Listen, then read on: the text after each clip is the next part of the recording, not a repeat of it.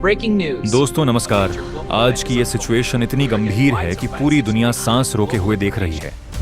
Official sources के मुताबिक Iran ने यूएई पर कुल 1137 मिसाइलें दागी और 209 ड्रोन अटैक किए, लेकिन अमेरिका इजराइल की एयर डिफेंस ने इनमें से 1132 मिसाइलें और 1195 ड्रोन को हवा में ही तहस नहस कर दिया। फिर भी जो मलबा नीचे गिरा उसने कई जगहों पर आग और धमाके पैदा कर दिए। अब सवाल यह है, आखिर ये सब हो क्यों रहा है? आज इस पूरी कहानी को 3 से 4 मिनट में डिटेल में समझते हैं। अमेरिका और इजराइल ने मिलकर ईरान पर फुल स्केल मिलिट्री अटैक शुरू कर दिया है। इसका नाम रखा गया है ऑपरेशन एपिक फ्यूरी।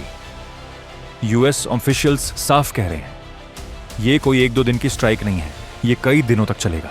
हम ईरान की मिसाइल इंडस्ट्री को जड़ से मिटा देंगे, इसे दोबारा खड़ा होना नामुमकिन कर देंगे।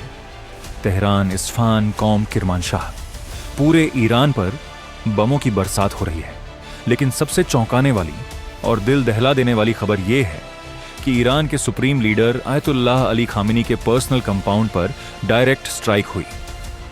अब यह आधिकारिक तौर पर कंफर्म हो चुका है, वे शहीद हो चुके हैं। ईरानी स्टेट टीवी ने खुद यह खबर ब्रेक की। उनके साथ उनकी बेटी, दामाद और पोती भी उसी स्ट्राइक में शहीद हो गई। खामेनी अपने ऑफिस में थे जब बम गिरा। इसके अलावा ईरान की सेना के कई टॉप कमांडर्स भी एक डिफेंस काउंसिल मीटिंग में मारे गए। अमेरिकी राष्ट्रपति डोनाल्ड ट्रंप ने कहा, जो लोग सारे बड़े फैसले लेते थे उनमें से ज्यादातर अब चले गए। तेहरान की सड़कों पर माहौल बटा हुआ है। कुछ लोग खुशी मना रहे हैं, कुछ लोग आंसू बहा रहे हैं।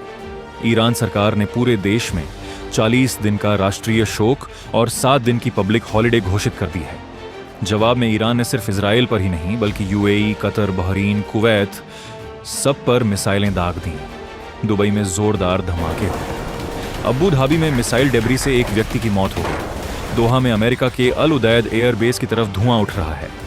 बहरीन में अमेरिकी 5th फ्लीट बेस पर डायरेक्ट हिट हुआ। उसका शॉकिंग वीडियो भी वायरल हो चुका है। IRGC ने दावा किया है कि उन्होंने 27 अमेरिकी मिलिट्री बेस पर हमला किया।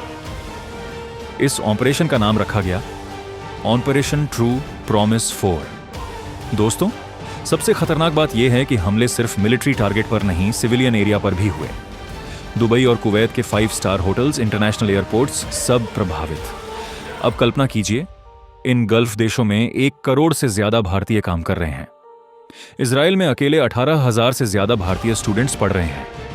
भारतीय दूतावास ने हाई अलर्ट एडवाइजरी जारी कर दी है, अत्यधिक सावधानी बरतें। ज्यादातर गल्फ देशों की एयर स्पेस पूरी तरह बंद कर दी गई है, सारी फ्लाइट्स कैंसिल। अगर ये स्ट्राइक्स फुल स्केल वॉर में बदल गईं तो भारत पर सबसे भयानक असर पड़ेगा।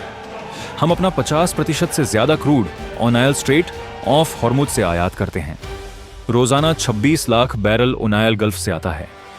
रिपोर्ट्स कह रही हैं कि ईरान ने हॉर्मुज बंद करने का ऐलान कर दिया है। एक्सपर्ट्स इसे भारत का नाइटमेयर सिनेरियो बता रहे हैं। पेट्रोल डीजल की कीमतें आसमान छू लेंगी, महंगाई बढ़ेगी, शिपिंग कॉस्ट बढ़ेगी और रुपया और कमजोर होगा। टाइमिंग भी देखिए, प्रधानमंत्री मोदी सिर्फ 2 दिन पहले इजराइल से लौटे थे। 25 से 26 फरवरी को वे नेतन्याहू के साथ डिनर कर रहे थे, नेसेट में स्पीच दे रहे थे। अब इजराइल डिफेंस ने खुद कहा कि यह अटैक हफ्तों पहले प्लान किया जा चुका था। कांग्रेस और ओवैसी ने सवाल उठाया है कि मोदी के दोस्त नेतन्याहू ने भारत के पुराने दोस्त ईरान पर हमला कर दिया, जबकि भारत हमेशा न्यूट्रल रहा है। सबसे दिल दहला देने वाली बात, ईरान के मिनाब शहर में एक लड़कियों के प्राइमरी स्कूल पर दिन के वक्त बम गिरा। कम से कम 100 बच्चे शहीद हो गए। स्कूल भरा हुआ था।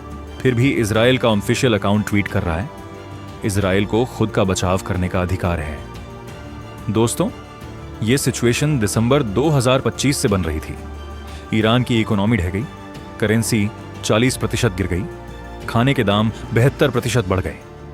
बड़े प्रोटेस्ट हुए, सरकार ने अपने लोगों पर गोलियां चलाईं, 30,000 से ज्यादा मौतें हुईं।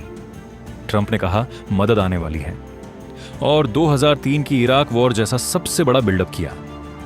सऊदी और इजराइल ने लॉबी की, महीनों पहले प्लानिंग हो चुकी थी।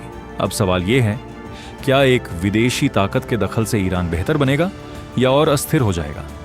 गद्दाफी और सद्दाम का इतिहास देख लीजिए। दोनों क्रूर थे, लेकिन उनके जाने के बाद देश और बुरे हालात में चले गए। दोस्तों, ये वक्त बहुत संवेदनशील है। प्रार्थना करें कि जल्दी शांति स्थापित हो। कमेंट में अपनी राय बताएं। आपको क्या लगता है ये सिचुएशन कहां तक जाएगी? जय हिंद, जय भारत।